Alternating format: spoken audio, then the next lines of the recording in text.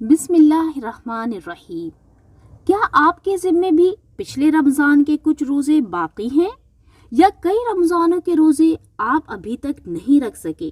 تو یہ ویڈیو خاص آپ کے لیے ہی ہے، اسے اینڈ تک دیکھیں اور ہر پوائنٹ کو ذہن نشین رکھیں۔ یاد رکھیں کہ جس طرح 5 وقت کی نماز ہر عاقل بالغ مسلمان مرد و عورت پر فرض ہے، بالکل اسی طرح رمضان کے روزے بھی ہم پر فرض ہیں۔ جیسا کہ قرآن کریم میں ارشاد ہوتا ہے، یا ایھا الذین آمنوا کتب علیکم الصیام، یعنی اے ایمان والو تم پر روزے فرض کیے گئے ہیں۔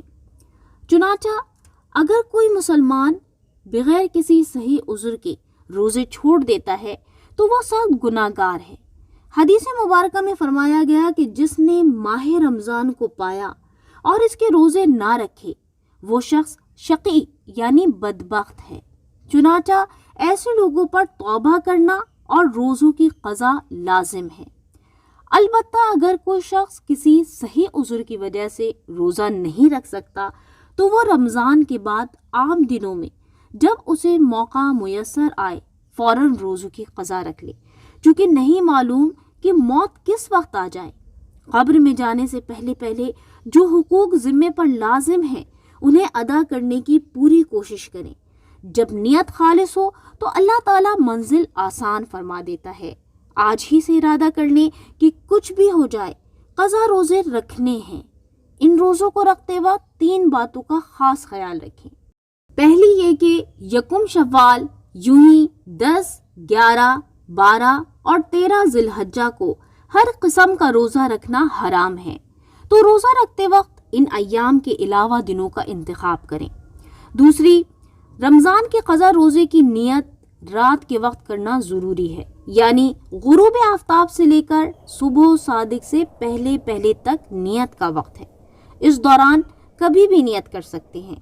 چنانچہ اگر کسی نے ارادہ کیا کہ کل قضا روزہ رکھوں گا لیکن اس کی آنکھ وقت فجر یا اس کے بعد کھلی تو اب قضا روزے کی نیت نہیں کر سکتے، جبکہ رمضان میں اگر سحری ختم ہو جانے کے بعد آنکھ کھلی تو دعوی کبریٰ سے پہلے تک نیت کی گنجائش ہے۔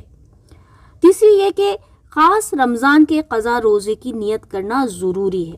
اگر ایک ہی رمضان کے کئی روزے قضا ہو گئے تو نیت اس طرح کریں کہ اس رمضان کے پہلے روزے کی قضا، دوسرے روزے کی قضا، اور اگر کچھ اس سال کے قضا ہو گئے کچھ پچھلے سال کے باقی ہیں تو اس طرح نیت کریں کہ اس رمضان کی قضا اس رمضان کی قضا، لیکن اگر دن اور سال کو معین نہیں کیا جب بھی روزے ادا ہو جائیں گے۔ مثلا کسی کو یاد ہی نہیں ہے کہ کس دن اور سال کا روزہ قضا ہوا تو اس طرح نیت کریں کہ میری زندگی کا پہلا قضا روزہ، جب یہ ادا کر لیں گے تو اس سے بعد والا پہلا بن جائے گا، اس کو رکھتے وقت بھی یہی نیت کریں کہ میری زندگی کا پہلا قضا روزہ۔